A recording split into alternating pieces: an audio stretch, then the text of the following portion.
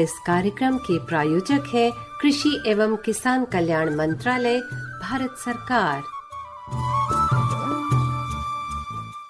100.1 megahertz पर आप सुन रहे हैं एफएम गोल्ड के प्रसारण। दोपहर का समय है और ये वक्त है आपके पसंदीदा कार्यक्रम किसान की बात का। कार्यक्रम किसान की बात, जिसमें हम कृषि से संबंधित बहुत सारे मुद्दों पर बात करते हैं, लेकिन कृषि के साथ साथ एक बहुत ही खास मुद्दा जो इन दिनों चल रहा है, आप और हम सभी उससे परिचित हैं और पूरा देश उससे परिचित है, वो है बजट 2021, जिसे डिजिटल बजट के नाम से भी हम जान रहे हैं। पहला डिजिटल बजट है भारत का। और फिलहाल इसके बारे में हम बात करें उससे पहले मैं अपना परिचय आपको दे दूं। मैं हूं इस समय आपके साथ ज्योत्सना और मेरे साथ हैं मेरे साथी वैभव। नमस्कार वैभव, स्वागत है आपका कार्यक्रम में। नमस्कार ज्योत्सना और नमस्कार, खैर मकदम, सत श्री अकाल, हार्दिक अभिनंदन हमारे सभी श्रोताओं का हमारे कार्यक्रम किसान की बात में। ये कार्यक्रम कृषि एवं किसान कल्याण मंत्रालय द्वारा प्रायोजित है और ये वो कार्यक्रम है जिसमें हम कृषि क्षेत्र से जुड़ी वो तमाम जरूरी, छोटी लेकिन बेहद अहम बातें करते हैं जिनका सीधा सरोकार होता है हमारे किसान भाई बहनों से।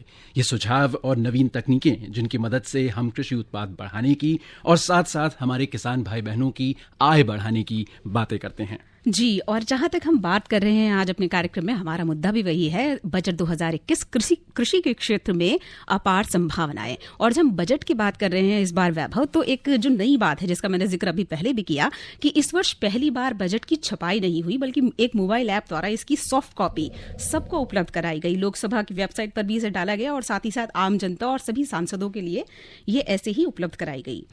और सच पूछिए तो बदलते हुए भारत की ये तस्वीर जो है ये बहुत ही खूबसूरत है। और हमारी वित्त मंत्री श्रीमती निर्मला सीतारमण ने इस डिजिटल बजट को देसी टैबलेट पर पढ़ा। देसी टैबलेट को फॉलो करते हुए उन्होंने हमारी जो मेड इन इंडिया मुहिम है उसका भी पूरा ख्याल रखा। बिल्कुल ठीक कहा ज्योत्सना, अपने नए भारत की नई पहचान है ये बात कि ये जो बजट था पहली बार ये डिजिटल बजट था, पेपरलेस बजट था। यानी एक तरीके से कहा जाए कि जलवायु परिवर्तन को ध्यान में रखते हुए भी बहुत ही खास बजट था। और साथ ही साथ केंद्रीय बजट के पेश होने के बाद मुझे लगता है सभी दिशाओं में यही बात हो रही है कि इस बजट की सराहना न केवल विशेषज्ञ और अर्थशास्त्री बल्कि कृषि उद्योग से जुड़े व्यापारी भी कर रहे हैं। अगर हम बात करें बाजारों की तो निफ्टी और सेंसेक्स में 2.7% से कहीं ज्यादा की बढ़त आई। और मुझे लगता है इस मुद्दे को आगे बढ़ाते हैं और बात करते हैं हमारे आज के विशेषज्ञ। तो कौन है जिनसे हम आज बात कर रहे हैं? जी, आज हमारे कार्यक्रम में विशेषज्ञ हैं डॉक्टर YR मीना, जो कि प्रवर आयुक्त विस्तार कृषि एवं किसान कल्याण मंत्रालय से हैं और इनसे बातचीत कर रही हैं हमारी साथी प्रीति। और देखते हैं कि हमारे जो विशेषज्ञ हैं ये क्या नई बातें इस बजट से जुड़ी हुई हमारे सामने ला रहे हैं।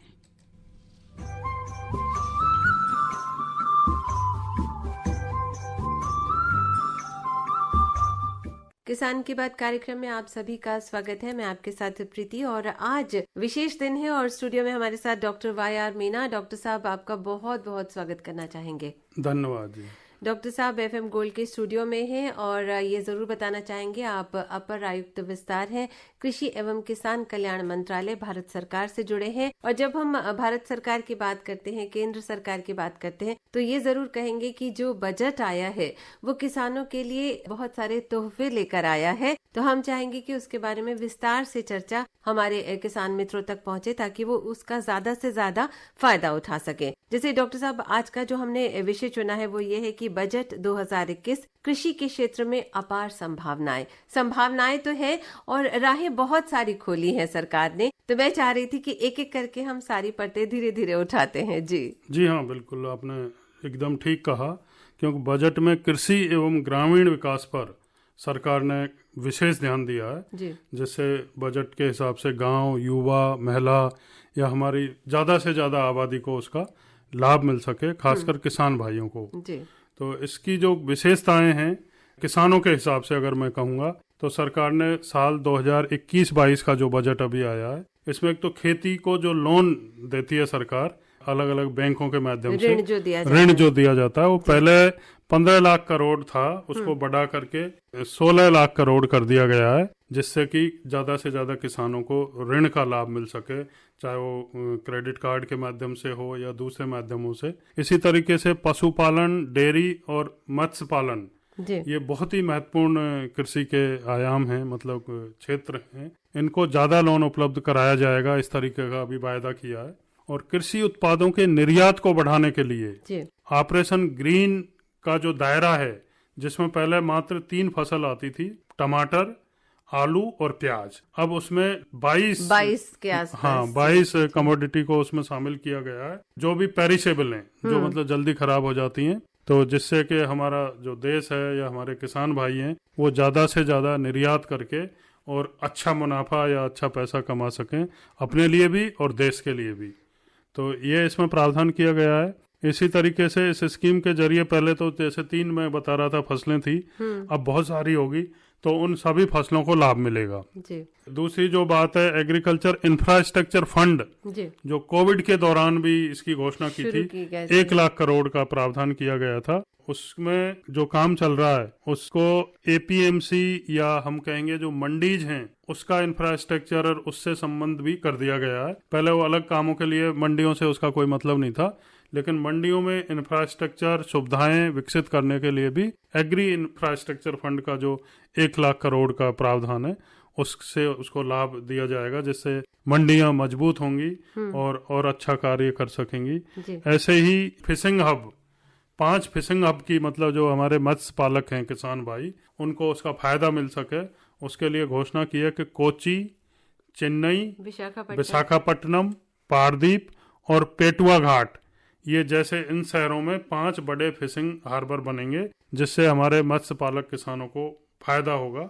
तो ये भी इसमें घोषणा की गई है। और किसान, हमारे जो घरेलू या हमारे देश के जो किसान हैं, उनको बढ़ावा देने के लिए सरकार ने जो चीज कृषि से संबंधित आयात करते हैं जी। उन पर आयात पर टैक्स बढ़ाने की बात की है, जिससे कि हमारे किसान भाई हैं उनको अपने जो उत्पाद है उसका बराबर मूल्य मिलता रहे।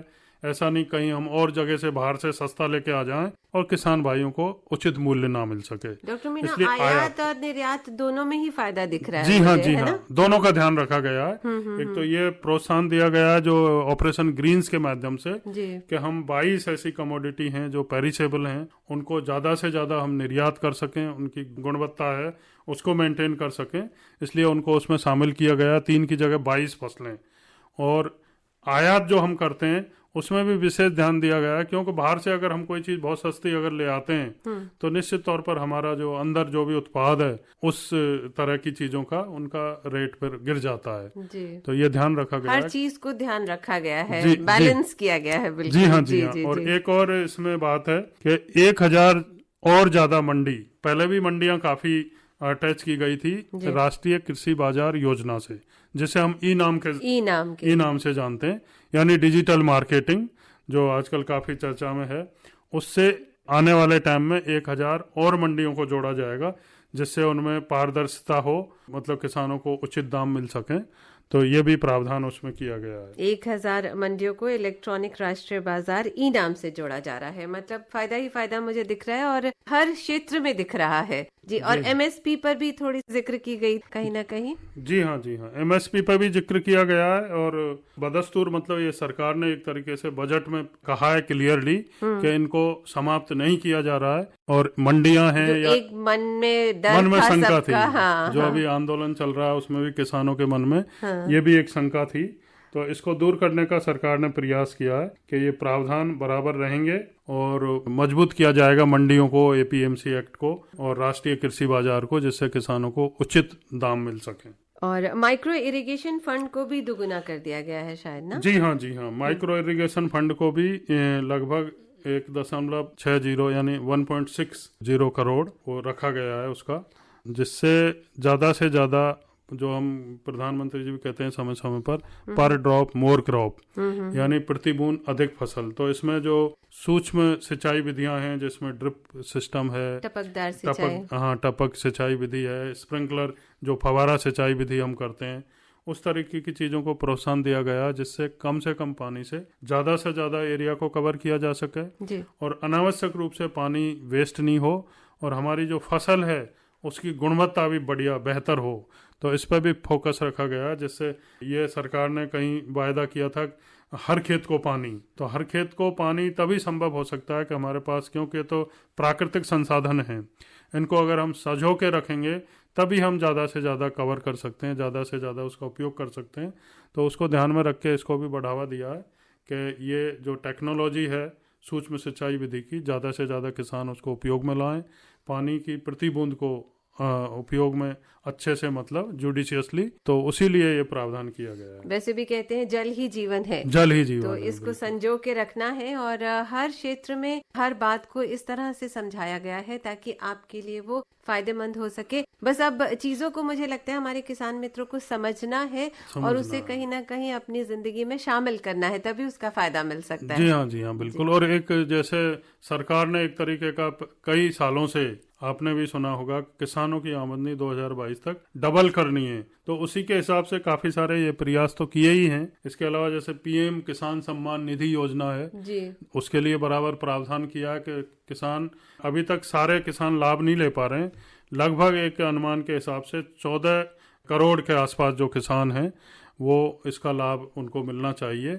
और 6,000 रुपये सालाना यानी 2,000 प्रति क्वार्टर, चार महीने की 3 किस्तों में, तो उसका प्रावधान रखा गया है। ज्यादा से ज्यादा किसान भाई इससे जुड़ पाएं और उनको लाभ मिल पाए कि सीधे उनको कम से कम सालाना 6,000 रुपये उनके अकाउंट में आए, खाते में चले जाते हैं जी। और इसमें महिला पुरुष सब शामिल है और सबको दिया जा रहा है, मतलब नगद राशि के द्वारा भी सुविधा दी जा रही है। इसके अलावा ऋण के माध्यम से इसके अलावा जो योजनाएं हैं बहुत सारी कृषि की, चाहे प्रधानमंत्री फसल बीमा हो, प्रधानमंत्री कृषि सिंचाई योजना हो, ये सब में इसी बजट में से प्रावधान जाता है। तो निश्चित तौर पर उनके लिए पर्याप्त राशि रखी गई है जिससे बदस्तूर वो योजनाएं चलती रहें, चाहे किसानों को प्रशिक्षण की बात हो या उनको इंफ्रास्ट्रक्चर डेवलपमेंट की बात हो या एक्सपोर्ट प्रमोशन की बात हो, तो हर एक पहलू को ध्यान में रख के और ये बजट लाया गया है। प्रयास तो सरकार का यही है। और कृषि क्योंकि एक बहुत बड़ा क्षेत्र है, किसी एक बजट से कायाकल्प नहीं हो सकता, तो आने वाले कई सालों में उसका असर दिखता है, क्योंकि उसी वजह से हर बजट में कुछ ना कुछ नई चीजें सरकार लेके आती है, कुछ अनुभव के आधार पर संशोधन किया जाता है। तो प्रयास सराहनीय है और हमें उम्मीद है कि निश्चित तौर पर कृषि क्षेत्र को इससे काफी बढ़ावा मिलेगा और हमारे किसान भाई या जो युवा उद्यमी हैं, कृषि के क्षेत्र में स्टार्टअप हैं। आपने युवा कहा तो मुझे यही याद आ रहा है कि स्टार्टअप्स को भी बढ़ावा दिया गया है। हर स्टार्टअप भले ही कृषि के हों या दूसरे क्षेत्रों में सरकार उस पर बड़ा मतलब फोकस कर रही है और उनके लिए तो कुछ टैक्स वैक्स में भी कुछ उनको रियायतें घोषित की गई हैं, जिससे कि वो शुरुआती दौर में मतलब अच्छी सरकार की तरफ से सपोर्ट पा करके कामयाबी से अपना स्टार्टअप वाला बिजनेस चलाएं, खुद भी काम करें और दूसरों को भी रोजगार सृजन करें। जी, मुझे एक चीज और याद आ रही है डॉक्टर वाई आर मीना, पशुपालन अवसंरचना विकास को भी प्रोत्साहित किया जी हाँ बिल्कुल। पशुपालन, क्योंकि मैं जैसे कह रहा है कि कृषि का अभिन्न क्षेत्र है जी। अभी भले ही पशुपालन मंत्रालय अलग हो गया है, लेकिन कृषि जो हम खेती किसानी करते हैं फसलों की या बागवानी, वो पशुपालन के साथ ही बहुत बेहतर होती है। आप कम से कम केमिकल फर्टिलाइजर का इस्तेमाल करके जैविक तरीके से चीजों को उपजा सकते हैं, जो हमारे स्वास्थ्य के लिए बहुत अच्छी होती हैं, क्योंकि इसमें परंपरागत कृषि विकास योजना और जीरो बजट ये नेचुरल फार्मिंग उसकी भी बजट में चर्चा की गई है। तो सरकार का ये प्रोत्साहन है कि जुडिशियसली हम जो रासायनिक खाद हैं या पेस्टिसाइड इंसेक्टिसाइड हैं उनको as a last resort use करें, जुडिशियसली यूज करें, अनावश्यक रूप से उनका ज्यादा इस्तेमाल नहीं करके जो प्राकृतिक तरीके हैं हमारे उनको करते हुए, देसी खाद का इस्तेमाल करते हुए, ग्रीन मैन्योरिंग के साथ हम जो नेचुरल फार्मिंग है उसको बढ़ावा देने की भी चर्चा बजट में की गई है। ऑर्गेनिक फार्मिंग या जीरो बजट नेचुरल फार्मिंग उसको, तो उसमें ये पशुपालन, हमारा पशुधन जो है इससे बहुत मदद मिलती है, क्योंकि अगर हम केमिकल्स को यूज नहीं करते तो जो फार्म यार्ड मैन्योर है इसको निश्चित तौर पर इस्तेमाल करना पड़ता है और इसका जो मिट्टी है हमारी सॉइल उस पर लंबे समय तक इफेक्ट रहता है और उसमें जो माइक्रो ऑर्गेनिज्म या जो छोटे जीव हैं जो किसान के मित्र हम कहते हैं, जैसे केंचुआ, तो उनकी भी बढ़ोतरी होती है मित्र कीटों की। तो अच्छी और स्वस्थ और बढ़िया फसल हमें मिलती है और मिट्टी का स्वास्थ्य भी बढ़िया रहता है। तो इसको भी बढ़ावा दिया गया बजट के माध्यम। आत्मनिर्भर भारत के तहत टीकाकरण को भी जी हाँ कई ग्रामीण विकास है, उनके पशुधन इसकी भी पूरी कोशिश की जा रही है। जी। तो काफी सारे प्रावधान किए गए हैं और हर पहलू को इसमें कवर किया शामिल किया गया है। डॉक्टर साहब, ग्रामीण अवसंरचना को भी प्रोत्साहित किया जी गया हाँ, है। जी हाँ, ग्रामीण अवसंरचना है और वैक्सीनेशन, खासकर कोविड के दौरान ये पहला बजट आया है, जी, तो उसके लिए विशेष प्रावधान किए गए हैं सरकार की तरफ से, चाहे वो नए अस्पताल खोलने की बातें हों या हर एक जन जन तक टीका पहुंचने की बात हो, तो उसके लिए पर्याप्त मतलब इसमें प्रावधान किए गए हैं जिससे कि लोगों को समय पर अच्छी स्वास्थ्य सेवाएं मिल सकें। डॉक्टर साहब, आपका बहुत बहुत धन्यवाद करना चाहेंगे और यहाँ ये जरूर कहना चाहेंगे, बजट 2021 इस पर अगर हम बात करें तो इतना जरूर कहना चाहेंगे कि सरकार किसानों की बेहतरी के लिए काम करने के लिए बिल्कुल प्रतिबद्ध है और कर रही है और आगे भी करती रहेगी। जो भी चीजें आती जाएंगी वो सामने आती जाएंगी, बस आपको इसका फायदा उठाना है और जो राह बताई गई है उस राह पे इत्मीनान से चलते जाइए, बिना किसी शंका के, बिना किसी टेंशन के, यूं कहेंगे जी। राह सरल है, बस अपनाना है इसे। जी, बिल्कुल। डॉक्टर साहब, बहुत बहुत धन्यवाद आपका। आपका भी धन्यवाद।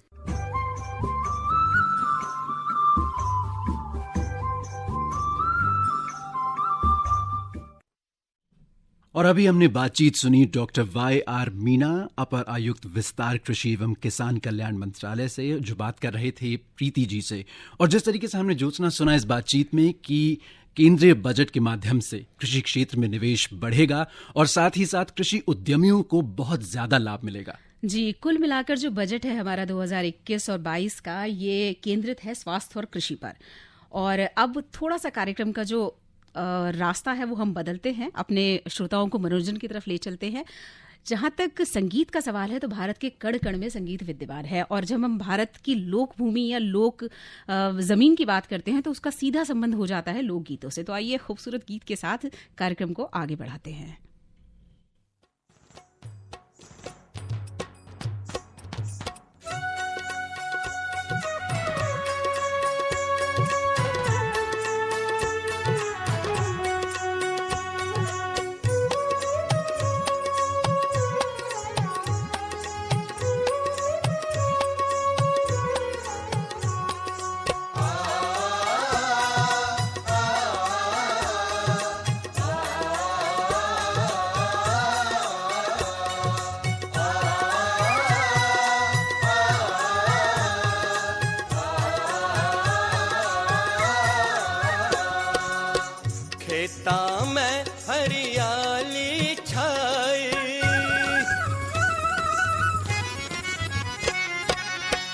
खेता में हरियाली छाई, बरस घटा घन घोर, धरती ने सिंगार करया खुशहाली चारों ओर।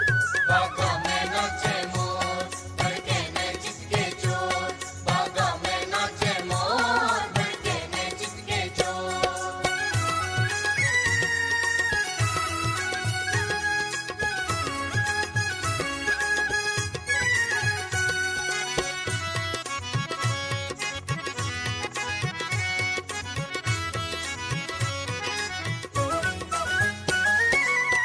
चमक दामनी झूम कामनी, हृदय करे पुकार, ओ हृदय करे पुकार। प्रकृति ने रूप निखारा, आए बरखा बहार, हो आए बरखा बहार। उमड़ घुमड़ के छाई बादली, ओ उमड़ घुमड़ के छाई बादली, उठे प्रेम हिलोर, धरती ने सिंगार करया खुशहाली चारों ओर। बागा में नाचे मोर, भड़के ने जित के चोर, बागा में नाचे मोर, भड़के ने जित के चोर।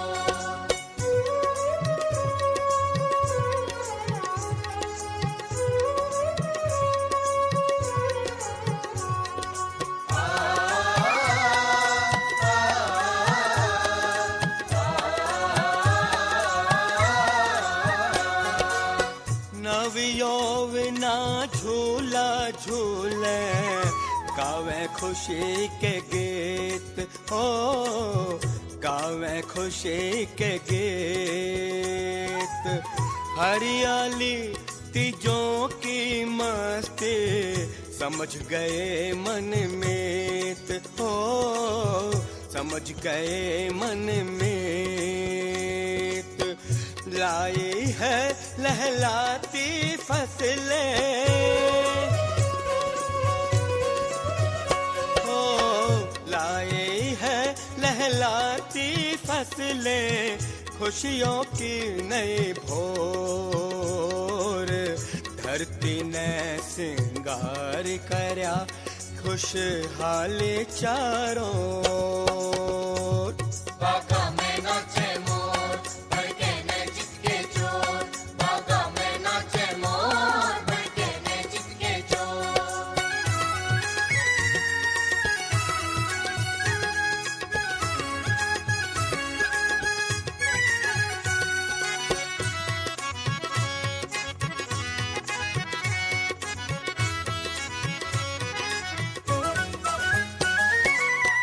दादुर मोर पपीहा कोयल बैठे अम्बवा की डाल हो, बैठे अम्बवा की डाल। सामन के उत्सव की बेला मौसम बड़ा कमाल हो, मौसम बड़ा कमाल। मन के कमल की खिली पंखुड़ी हो, मन के कमल की खिली पंखुड़ी भंवरे करते शोर। धरती ने सिंगार करया खुशहाली चारों ओर।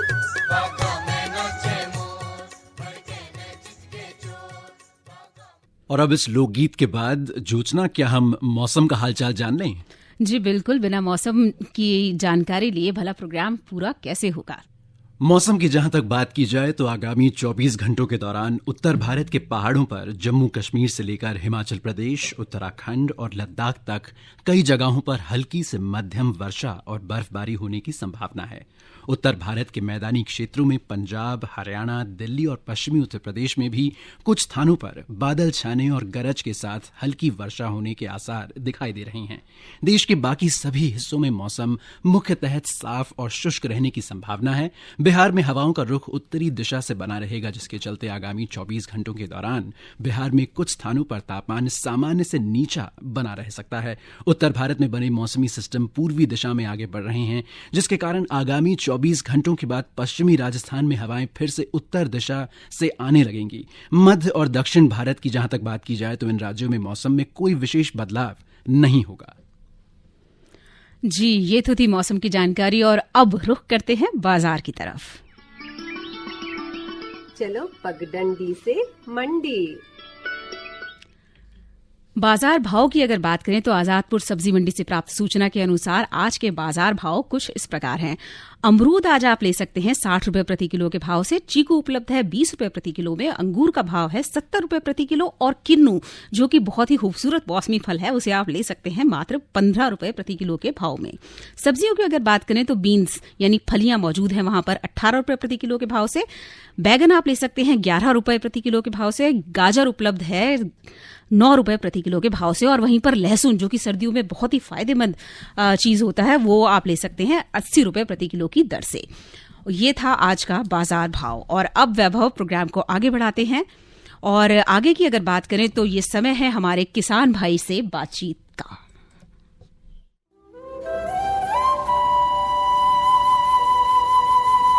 किसान की बात हम सबके साथ। किसान की बात कार्यक्रम में आपका स्वागत है। यहाँ हमारे साथ एक किसान है, इनका नाम है श्री कृष्णा। नमस्कार जी। नमस्कार, मेरा नाम श्री किशन है। हमारी जमीन तुशियाना गांव में है। 100 बीघा के करीब हमारे पास में करीब जमीन है और यहाँ पे हम गुलाब और गेंदा की खेती करते हैं। और गुलाब की खेती का जो उत्पादन है बहुत मुनाफे वाला है। ये हम ये मान के चलिए कि 50 बीघे में तो हम लोग गुलाब लगाते हैं। और गुलाब लगाने का जो तरीका है, ये पहले इसकी कलम तैयार करी जाती है, फिर पेड़ तैयार होता है, तो फिर उसको रोपा जाता है। रोपने के बाद में इसको कुछ नहीं 3 महीने तक तो आपको इसमें कोई ज्यादा इनकम मिलेगी नहीं, लेकिन 3-4 महीने बाद आपको इसकी इनकम का आप अंदाजा नहीं लगा सकते, इतनी इनकम मिलती है। ये सबसे अच्छा व्यवसाय है गुलाब का। इसमें ये है कि एक बार इसको लगाइए आप और 10 साल तक फिर इसको लगाने की जरूरत नहीं है गुलाब को। इसमें देख रेख के लिए हमें क्या करना पड़ता है कि गुदाई करनी पड़ती है, खाद इसमें डालना पड़ता है। जो जड़ों में जो जाले आ जाते हैं, सबसे मेन बात है उनको थोड़ा निकाल के उसमें गोबर की खाद या और कुछ खादें होती हैं तो वो आप भर सकते हैं, तो उससे हमारी गुलाब बहुत अच्छी चलती है। और इसका जो उत्पादन है, मतलब हम लोग ये लगा लीजिए कि 1000 किलो गुलाब हम 1 महीने के अंदर करीब करीब निकाल लेते हैं। और ये मंडी में बेचने पे हमें 50-60 हजार रुपए, 70 हजार रुपए, 80 हजार रुपए मिल जाते हैं चीज के। क्योंकि अगर थोड़ा मंदा होता है तो 50-60 हजार मिल जाते हैं, अगर थोड़ा महंगा होता है तो हमें 80-90 हजार रुपए मिल जाते हैं। तो इस तरह से अच्छा, गेंदे की जो खेती है, ये खेती थोड़ी शॉर्ट है। इसको तो प्योर तैयार करके इसकी 5 महीने की 6 महीने की खेती होती है, और इसके अंदर जो है हमें थोड़ी सी ज्यादा केयर करनी पड़ती है। लेकिन जो गुलाब की खेती है वो बहुत अच्छी होती है। गेंदे में ये लगा लीजिए कि 20,000-30 हजार की मंडी बैठ जाती है महीने की, और कभी कभी तो ये भी 70-70 हजार रुपए की बैठ जाती है। डिपेंड करता है ऑन रेट कि भाई मंडी में किस तरह से रेट है। हम ये सब सरकारी मंडी में ही बेचते हैं, जैसे गाजीपुर मंडी है अपनी, महरौली मंडी है, और बहुत सारे लोग तो किसान जो है हमसे पूछने भी आते हैं। पहले दरअसल गुलाब कोई लगाता नहीं था, जब से हमने तुशियाना में गुलाब लगाना शुरू करा तो आसपास के गांव वाले भी हमसे राय लेने के लिए आते हैं। अभी तक मैं कम से कम 50 या 70 लोगों को ये सब बता चुका हूँ, और उनको कि गुलाब की खेती कैसे की जाती है। इसमें इनकम ज्यादा है, देख रेख कम है, किसान भी थोड़ा फ्री रहता है। बस इसमें पानी लगाते रहो, गुदाई करते रहो समय समय पे। घास उगाई है खरपतवार तो उसको आप उखाड़ के वो करते रहो। और आजकल तो पानी की भी इतनी समस्या नहीं रही है। पहले तो हम 12 से लगाते थे, आजकल तो बिजली लगातार मिल रही है हम लोगों को, तो बिजली के सहारे हमें पानी मिल जाता है, तो कोई समस्या ही नहीं है। एक दफा चला दो, अगर आपका खेत इकसार है तो एक दफा चला दो, बैठ जाओ, 2-3 घंटे में 4 घंटे में खेत फुल हो जाता है, बंद कर दो। और पहले इसमें तो ज्यादा गुदाई करने की, ट्रैक्टर चलाना है कुछ वो चलाना ही नहीं है। 10 साल तक आपको छुट्टी है, आपको ट्रैक्टर की भी वो जरूरत नहीं है ज्यादा।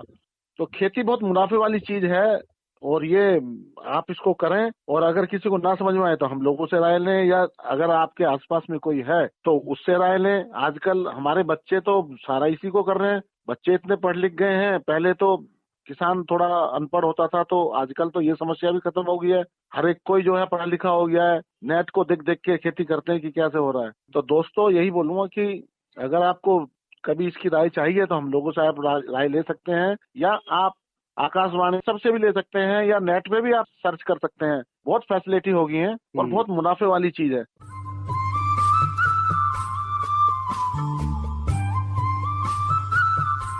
और कल के हमारे लाइव प्रोग्राम में कार्यक्रम का विषय रहेगा बजट 2021 ई-नाम योजना, और इस कार्यक्रम में हमारे विशेषज्ञ होंगे डॉक्टर जीपीएस डबास। तो फिलहाल इस कार्यक्रम को समाप्त करने की हमें दीजिए इजाजत। नमस्कार। इस कार्यक्रम के प्रायोजक थे कृषि एवं किसान कल्याण मंत्रालय, भारत सरकार।